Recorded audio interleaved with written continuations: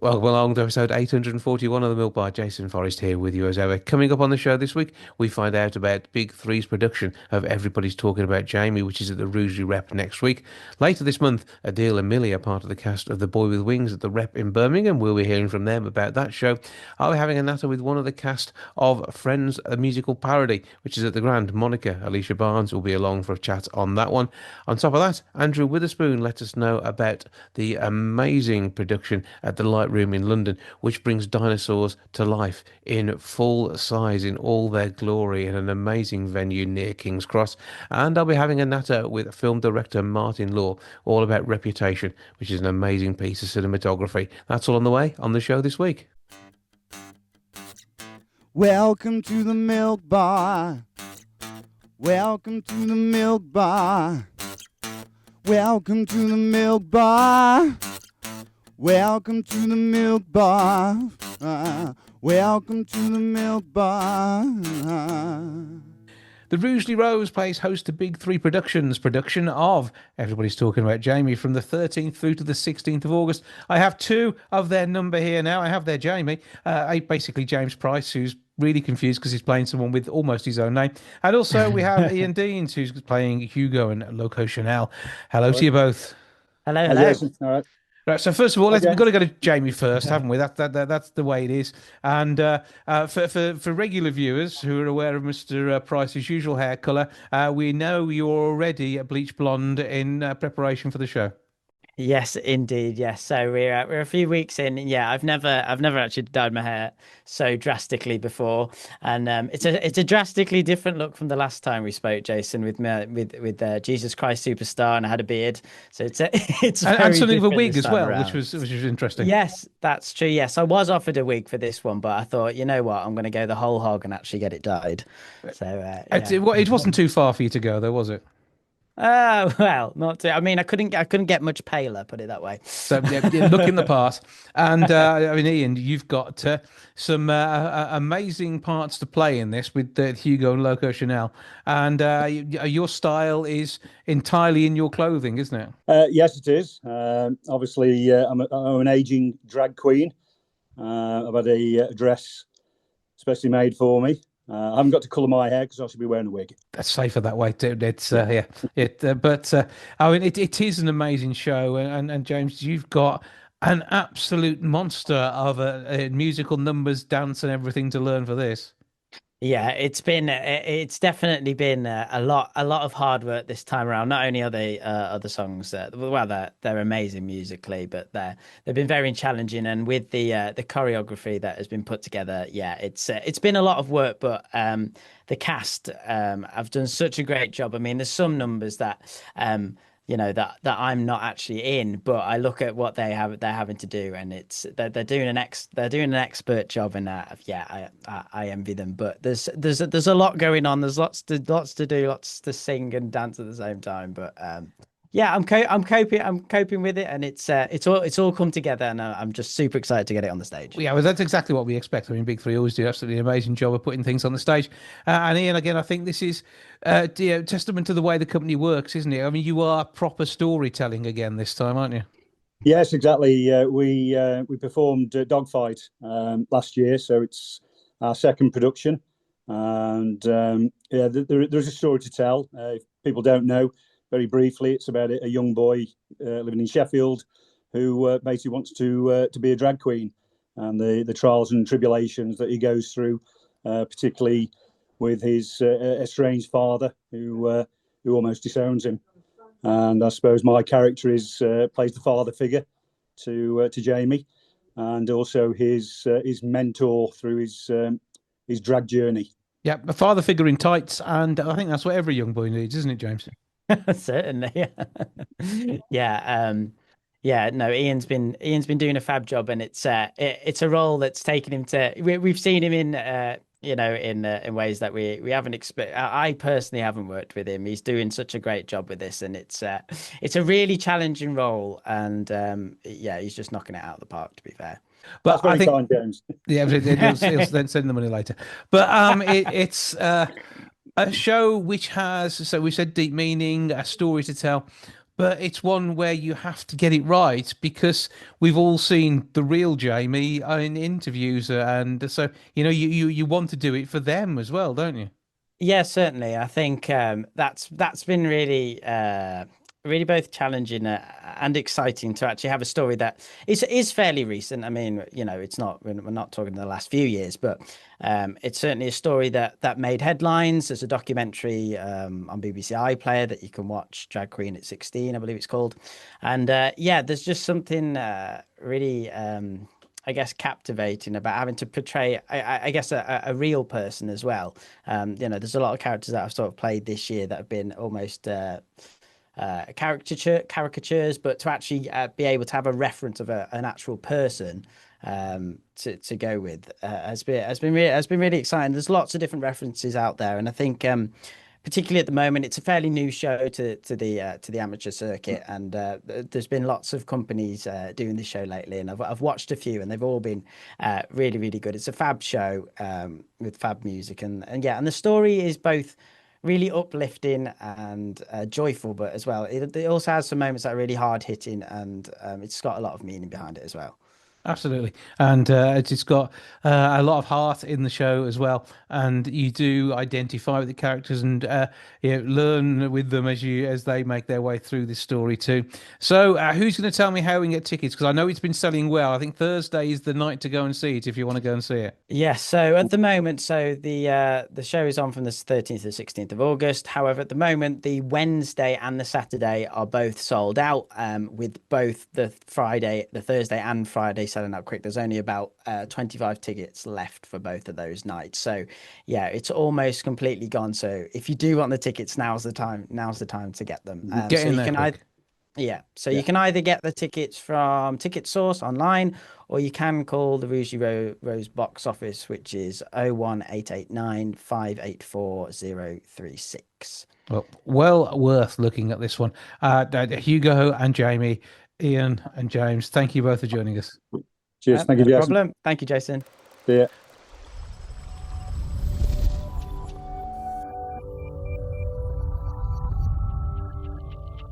Friends, the musical parody is at the Wolverhampton Grand Theatre from the 13th through to the 18th of October.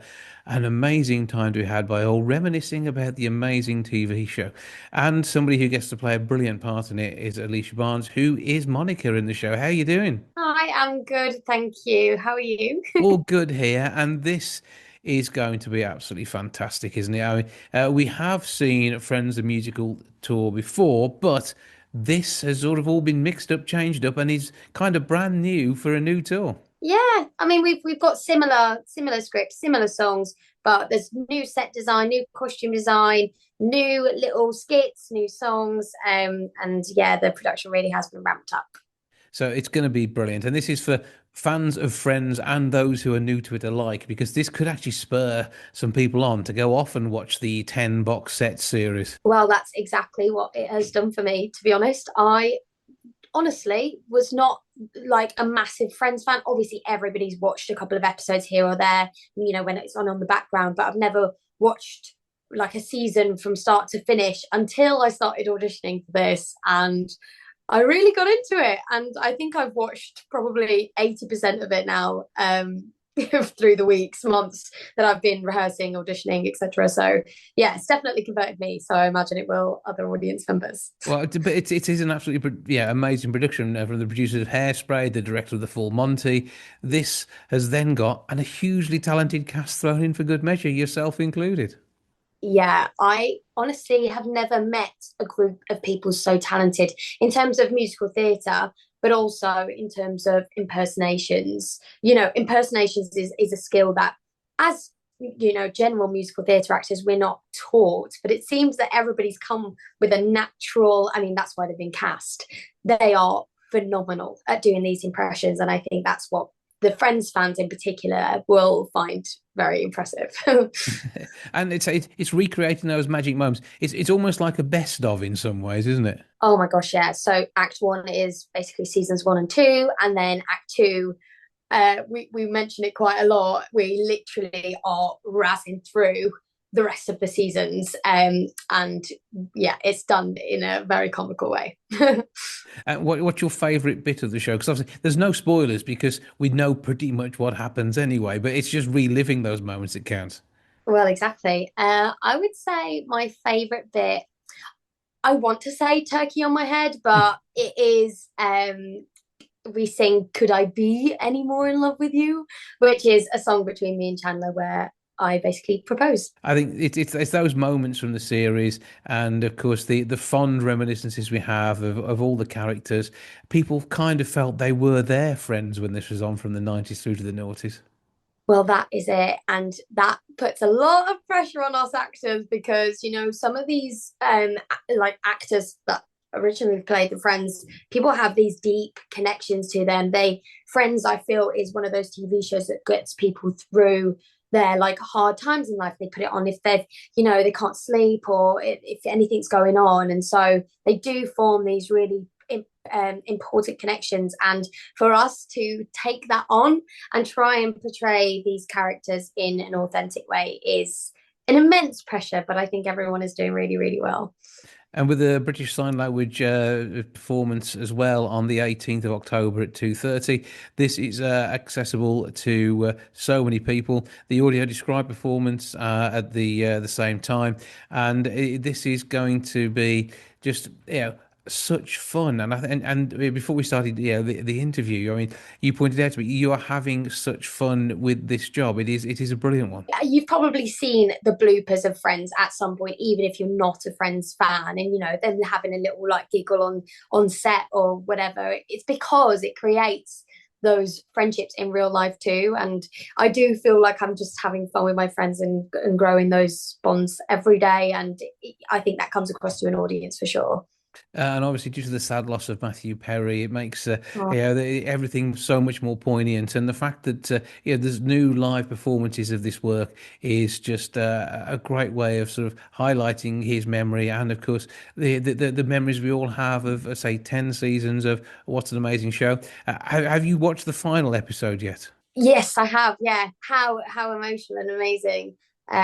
Yeah, what I will say is the actor who plays Chandler in our cast is phenomenal. His name is Dan Parkinson, and he does it justice. Like, obviously, Chandler is one of the favorite characters, and he's it's so sad, I think, with his loss, and so many people have grieved him. And yeah, a lot of people who have seen the show so far have said that Chandler is their favorite and that Dan is their favorite, and he just does it, you know, a really good job at playing Chandler. Well, it'll be absolutely brilliant, as we say, on stage at the Grand, Friends, the musical parody, the 13th through to the 18th of October. grandtheatre.co.uk to get your tickets, or call the box office on 01902 429212. Alicia Barnes, who I will now think of as Monica going forward. Thank you for joining us. Have a brilliant time. Break a leg, get a turkey stuck on your head, and make sure that all your friends will be there for you. Thank you so much. Will do.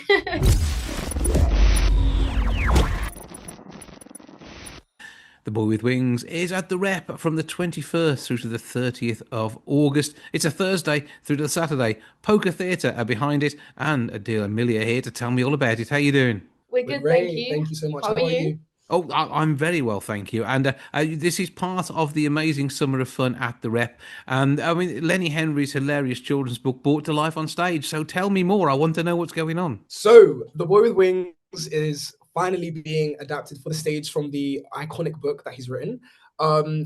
It's what can the audience expect? You guys can expect loads of different elements: parkour, rapping, puppetry. There's comedy. There's a bit of drama. Like singing, and a superhero. There's a superhero. And a superhero. Two superheroes, or three. Spoilers. Yeah.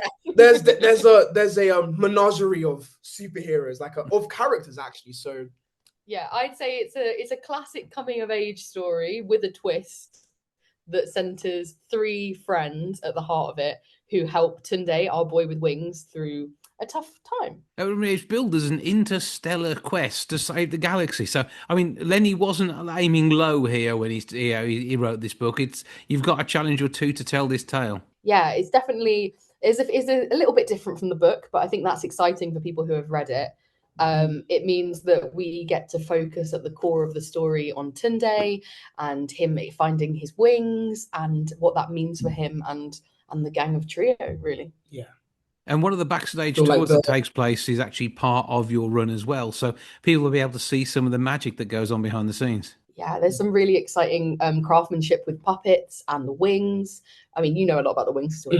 Yes, the wings. Oh my gosh, I bet the audiences are going to be really excited to see that, because the mechanics of how they work is really interesting, and I just feel like the person who wears them, me and Stefan, we need like an award or something because of how like great we work them. Because my gosh, they are it's very like tedious wearing them. Are we saying there should be a What? BAFTA for I love wing it. manipulation? You get like I mean, if anyone wants to nominate us for BAFTAs, that's fine. by please us. hit our lines, please. But I think that though the wings are amazing and you guys wear them well, the real award should go to the makers of the wings, because they are incredible. The craftsmanship. Laura and Annie. We had a whole team of people dedicated to the wings. I mean, I think there was 5 or 6 of them who worked on them. I think so. Yes. For like 10 days on both sets of wings. So it was a feat. But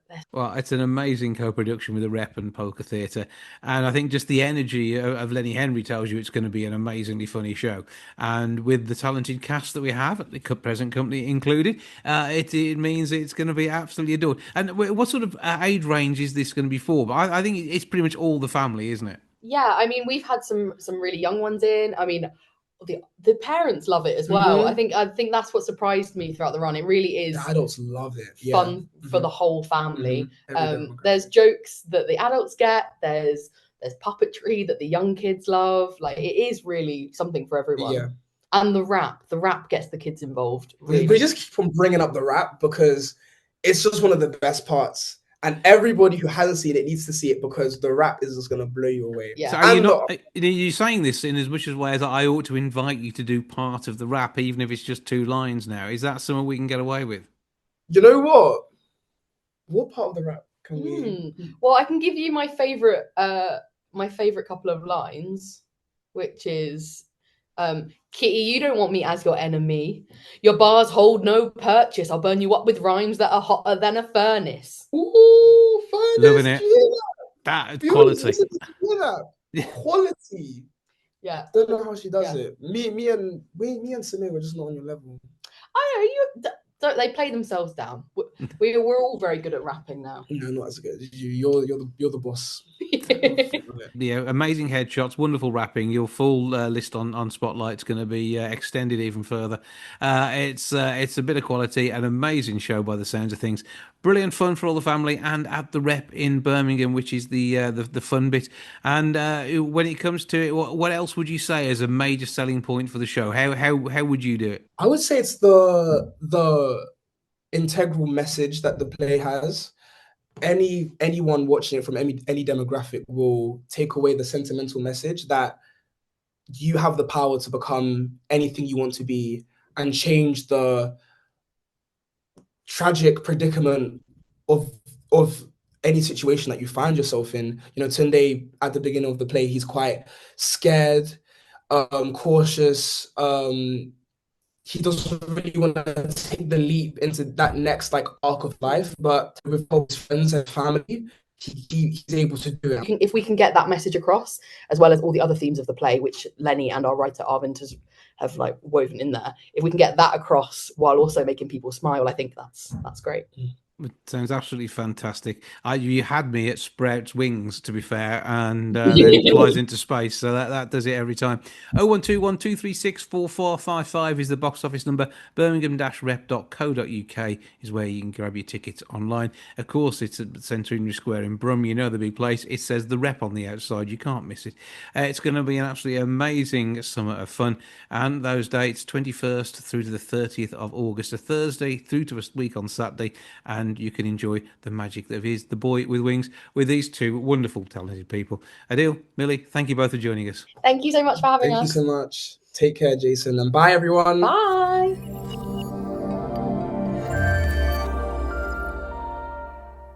Lightroom in London is currently exhibiting the amazing prehistoric planet Discovering Dinosaurs. Andrew Witherspoon is with me now to tell me more about this phenomenal show. How are you doing, sir? Yeah, very good. Thanks for speaking to me. Oh, good to talk to you, and thank you for letting me experience this wonderful space. I mean, you were completely surrounded by projection screens, and that's all the walls and the floor, and whether you're watching crabs or turtles scuttling past, or whether you're just enjoying dinosaurs at 11 metres high roaming the earth, it's just a weird but amazing experience.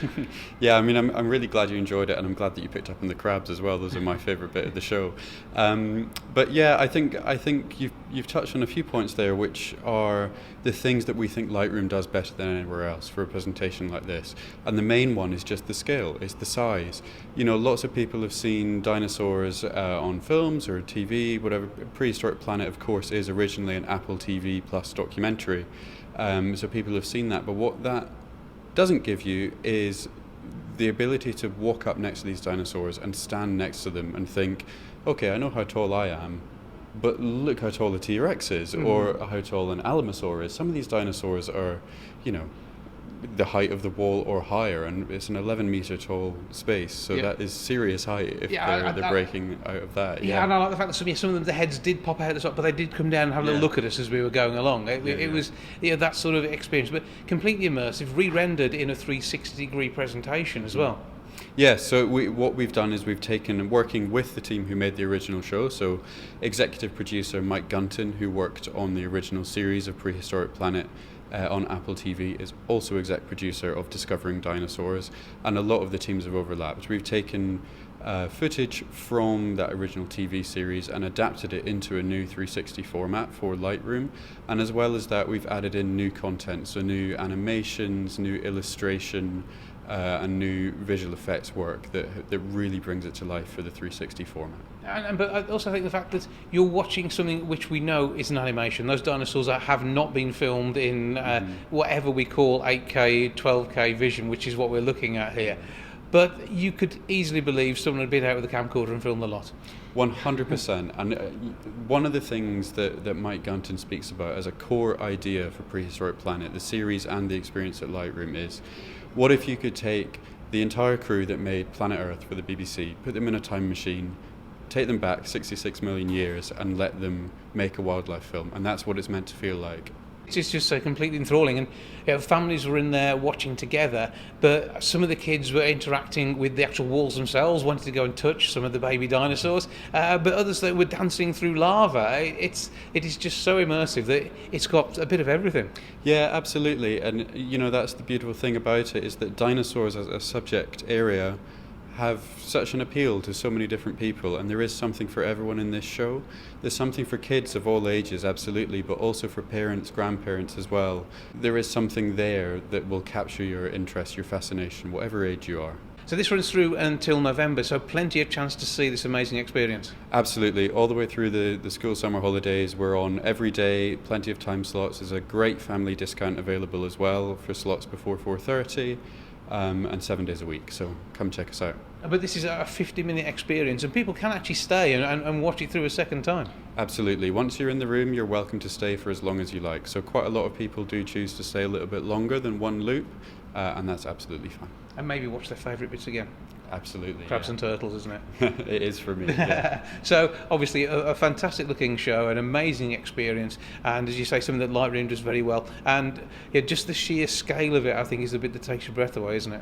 Yeah, absolutely. It's the fact that you can see dinosaurs in their natural habitat as they lived, what they did, what they spent their time doing, hunting, eating, socializing. I mean, some things that you see in this show, for me, seeing it for the first time, were really amazing to see that these dinosaurs are not the scary monsters that you think they are from watching movies or TV series, but actually they were prehistoric animals and they behaved like animals.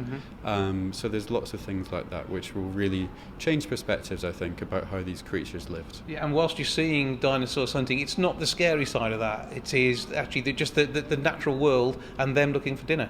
100%, yeah, and that's what we're doing with this show. It is realistic and it is a scientific presentation as opposed to something fantastical or mystical, which is there's an authenticity to it. Well, it is absolutely amazing. Well worth coming to see. How do people track down tickets? So head to our website, lightroom.uk. You can buy tickets there.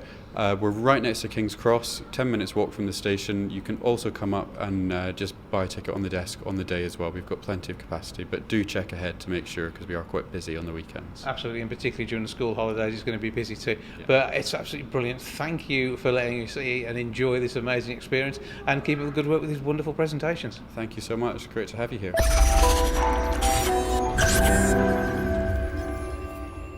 Gritty crime drama Reputation is an amazing piece of cinematography. The director behind it is Martin Law, who joins me now to tell me more about it. How you doing? I'm very well, Jason. How are you doing? All good here. Now, this film in itself, it really looking at someone who's trying to change direction in their life. But what a direction they're trying to change from. Your main characters here really do show a very gritty side to both their personalities and the sort of drug-related world they live in. Yeah, I mean, I think that audiences have become too reliant on, the classic character tropes and all that kind of stuff, or like the idea that characters have to be likable or something like that.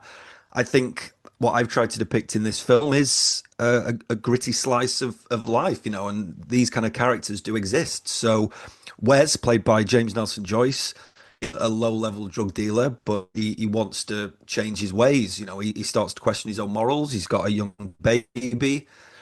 He knows about this tragedy that's happened in the town, and yeah, his partner in crime comes out of prison and wants to do the opposite. So it's kind of a battle of the masculine men, really. I mean, I've tried to capture like toxic masculinity, bullying, all that kind of stuff in there.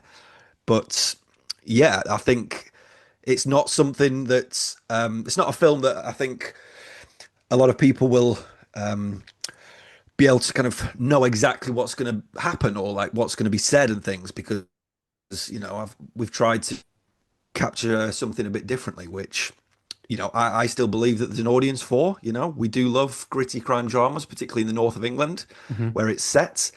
But yeah, I think this is, in my opinion, kind of what British cinema should be. It's a film that, whilst yes, you might watch on a date night, it's not designed for date night, is it? It is designed to really thought provoking, and yet whilst Wes, I mean, you mentioned Wes, and the fact that he is still likable. He's not somebody you're thinking, I don't want him to succeed. He's somebody who you kind of get from the outset, but still you've got the situation he's definitely put himself into. Yeah, 100%. I mean, James Nelson Joyce, who plays Wes, did a great job with the performance. It's very nuanced, it's very layered, and he lets his kind of face do the talking. Like, you can see the cogs turning in his head at different times. So a lot of the times he's not speaking, but you can see that he's aware of his surroundings and what's right and wrong.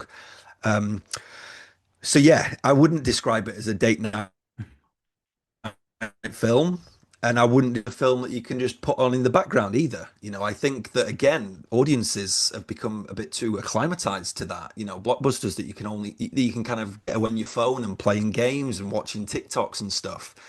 This is a film that I want people to sit down and watch, and you might feel uncomfortable at times. You might not be as entertained as when you're watching a popcorn flick in that traditional sense, but I think it's a film that can still grip you as an audience, and like you said, it can make you think, and it can make you start to imagine what these people are like in real life, because it is kind of loosely based on real life people. And as much as we think the world's progressing, I think this kind of stuff still goes on, low-level crime and drug dealers and nasty stuff.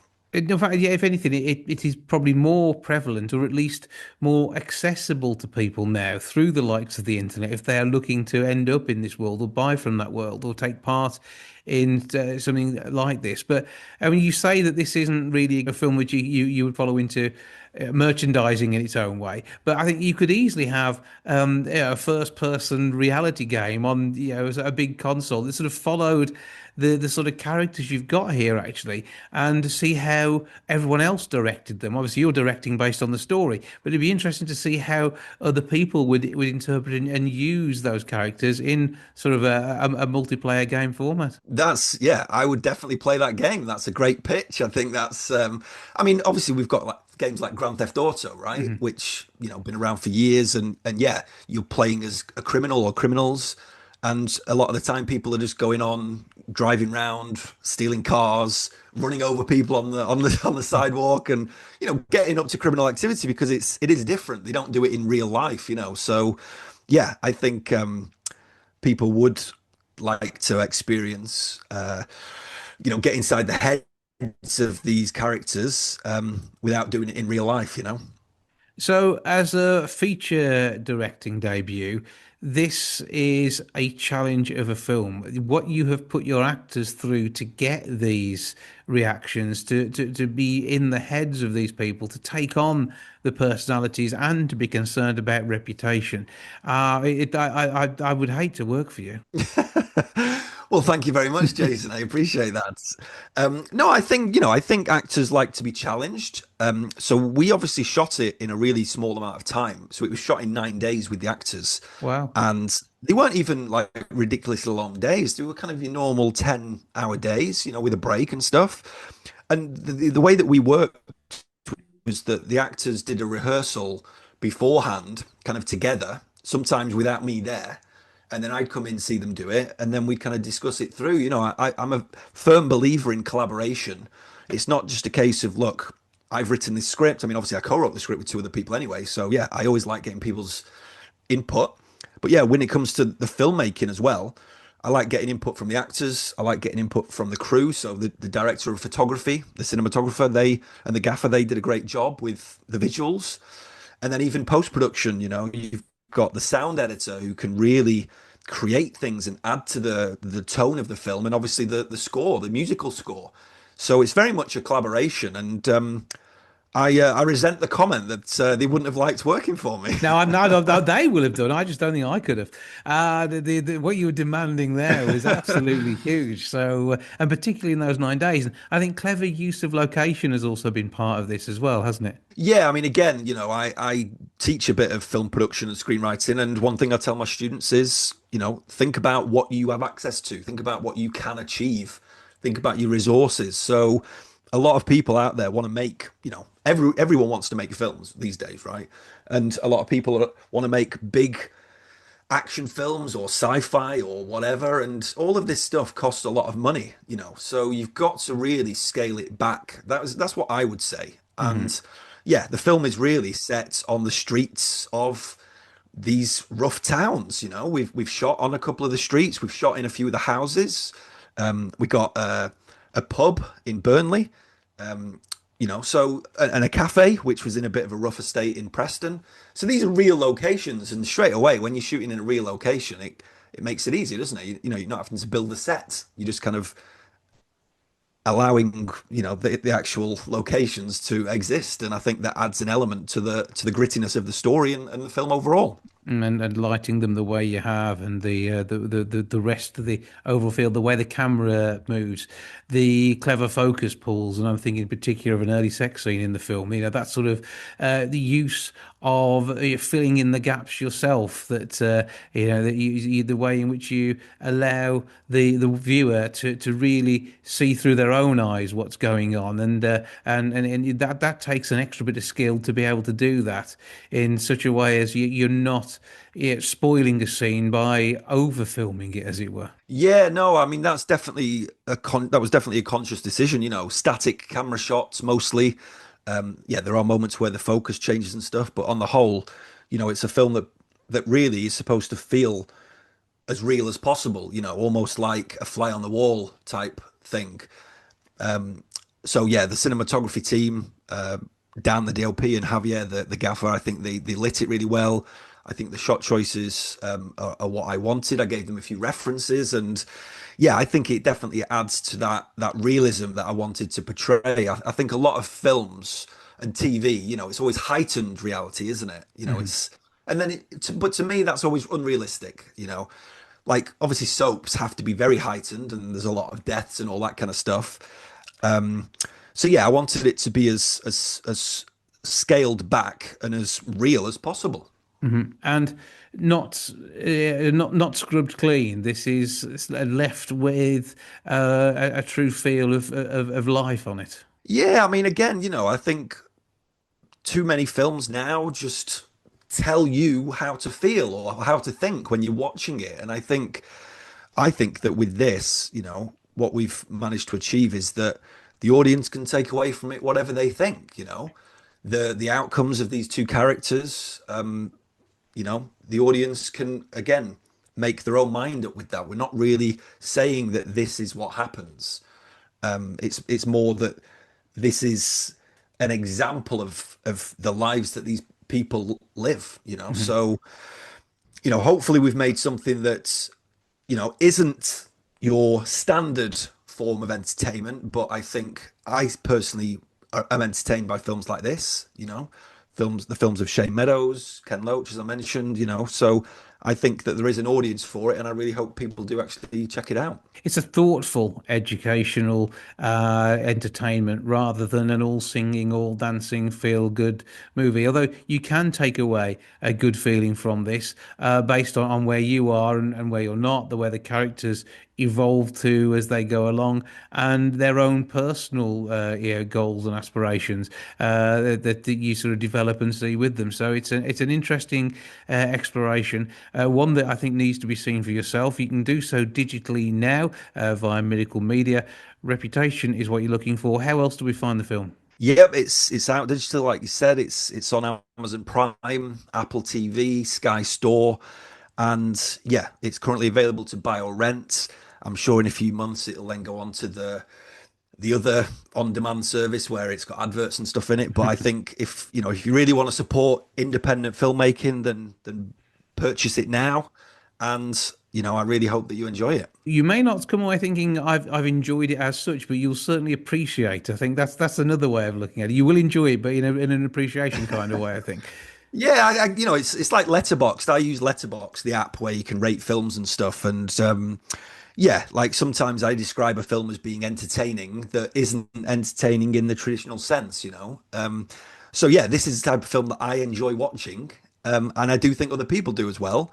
But like you said, I think you can come away from it feeling different emotions. And I don't think any of those would be, disappointed or unfulfilled. So Absolutely. I'm proud of the film, and I'm looking forward to hearing more reactions from an audience. Absolutely, rightly so. An amazing piece of cinematography, as I say, storytelling at its absolute finest. And whether you like the characters or whether you sort of enjoy the journey with them, however you will see it, you will certainly get something from this brilliant film, Reputation. Martin North, thank you for joining us. Thank you very much, Jason.